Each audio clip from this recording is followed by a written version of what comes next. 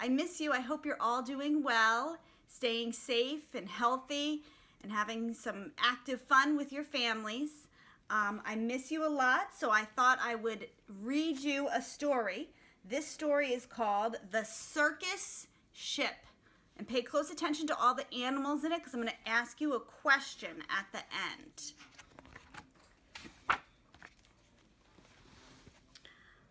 5 miles off the coast of Maine and slightly overdue, a circus ship was steaming south in a fog as thick as stew. On board were 15 animals who traveled to and fro. The next day, it was Boston for another circus show.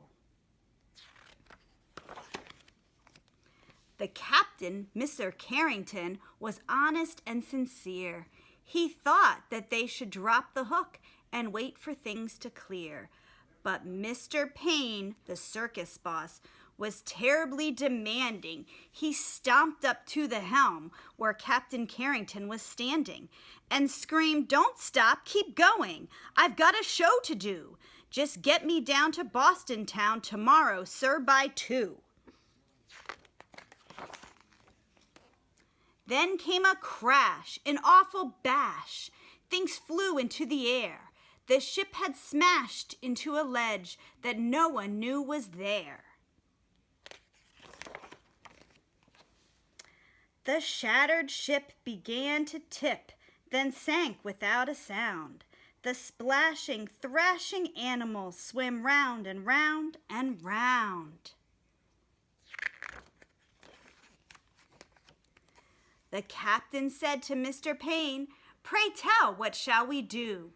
We can't just leave them here to drown. We've got to save them too." "The animals?" yelled Mr. Payne. "Why, sir, what are you, daft? It's me that you should rescue. Pull me up into the raft." "Now ferry me to safety, sir, before I die of cold." "Don't question me," barked Mr. Payne. "Just do as you are told." Through chilly water all night long the animals swam on until they reached an island beach just before the dawn. They pulled themselves up on the shore, bedraggled, cold, and beat, then staggered to the village on weary, wobbly feet. The people in the neighborhood had just begun to rise, and when they saw those animals, they had to rub their eyes. They thought they saw an elephant, but wait, how could that be? And what's that little monkey doing in the cherry tree? Soon animals were everywhere and into everything. So he's saying, "There's an ostrich in the outhouse. There's a hippo in the spring." That's another name for the water. "There's a tiger in the tulips. There's a lion on the lawn. There's a python in the pantry." It went on and on and on. Mr. Hood was stacking wood and nearly jumped a mile when he found the alligator sleeping on his pile. And Mrs. Dotty Daly, who grew daisies by the bunch, discovered that the zebra had been eating them for lunch. And Miss Fanny Feeney found, according to the rumors, the silly little circus monkey swinging in her bloomers. But everything changed quickly, like the turning of the tide, the night the Abbott's shed caught fire with Emma Rose inside. From high above the Abbott's farm, the tiger saw the shed. The sight of smoke and fire triggered something in his head.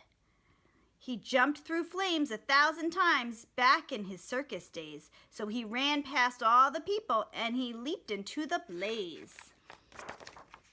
Then everybody panicked. "Help, help, what can we do?" When from the raging fire, something big burst into view.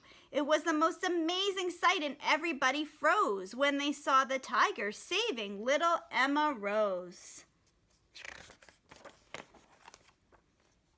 The tiger's risky rescue changed everybody's mind. The animals weren't bothersome, the animals were kind. And so they lived together. Side by side they got along. It didn't seem like anything could possibly go wrong. Then Little Red the messenger came running with the word. Apparently a circus ship had sunk from what he heard. The animals are from that boat. They swam in from the bay. The greedy owner wants them back. He'll be here any day. So the people called a meeting, and they quickly hatched a plan. No animal that came ashore would sail off with that man. Here he comes, the big meanie. The next day, at the crack of dawn, a ship was at the pier, and up the lane marched Mr. Payne, whose voice was loud and clear. I am the circus owner. My ship sank in the murk. I've come to find my animals and put them back to work. He doesn't have very good character, does he? He's not very nice. He hiked until he came into the center of the town. His face was red. He scratched his head. He stood there with a frown. Mr. Payne looked high and low, but still he couldn't see the 15 circus animals of his menagerie. Where are they? Can we find them? My family likes to find them. I see the camel hiding in the haystacks, the tiger hiding in the laundry. This lady has the python around her neck.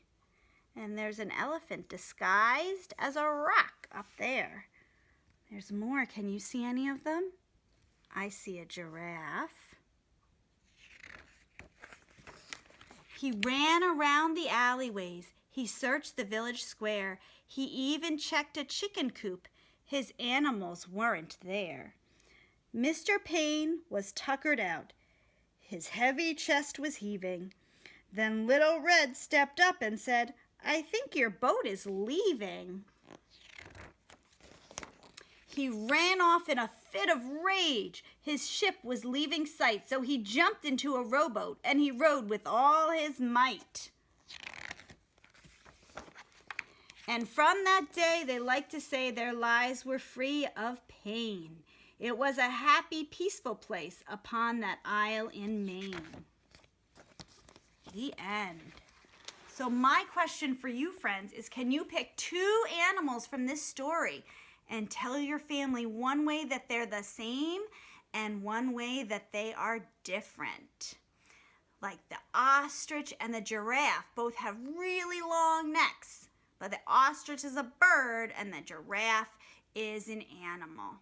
All right, stay safe, friends. Thank you for reading with me. Bye.